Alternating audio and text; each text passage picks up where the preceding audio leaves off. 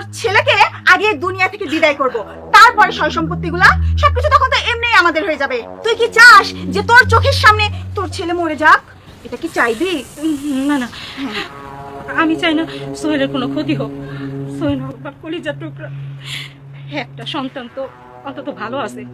আমার একটা সন্তান তো জন্ম দিছি, মানুষ তো বানাতে পারি নাই, জানোয়ার বানাইছি।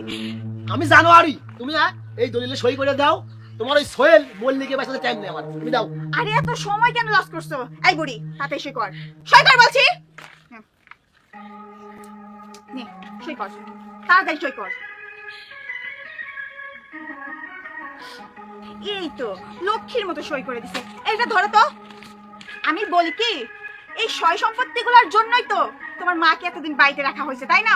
যেহেতু সয় সম্পত্তিগুলো এখন আমাদের নামে হয়ে গেছে, তাহলে কি এই বুড়িকে বাড়িতে রাখার কোনো দরকার আছে? কোনো দরকার নেই। তাহলে এই বুড়িকে এই মুহূর্তে ঘাট ধাক্কা ধরে বের করে দেবো। বোমা বোমা, আমি কই যাবো বোমা? তোমরা আমার একটু জায়গা দাও, আমি তো সব কাম করি। তোমার তো কাম করা লাগে না বোমা, আমার এই বাড়ি থেকে বাইর করে দিও না। বের করে দেবো না? তোর মতো বুড়িকে বসায় বসায় আমি আর খাওয়াতে পারবো না। যা, তুই কোথায় যাবি সেটা তো আমি জানবো না। তুই জাহান্নামে যা, মানুষের বাড়ি কাজ করে খা, সেটা আমার দেখা নেই। বোমা পায়ে দিতেছি বোমা, আমার সোহেল আসলে আমি সোহেলকে নিয়ে চলে যাবো। আমার সোহেল আসলে পরে আমার খুঁজে পাবো না। তোর ছেলে আসলে তোর ছেলেকে কি বুঝ দেওয়া লাগে সেটা আমরা দেখে নেবো। তুই এখন এই বাড়ি থেকে বের হয়ে যা, যা বলছি। চলো। আমি এখন কই যাবো? কিন্তু না, আমার বাইসা থাকতে হইব। আমার সোহেলের জন্য আমার বাইসা থাকতে হইব। এখানে থাকতে ওরা আমার মাইরে ফেলবো। না না, এখানে আমি থাকবো না।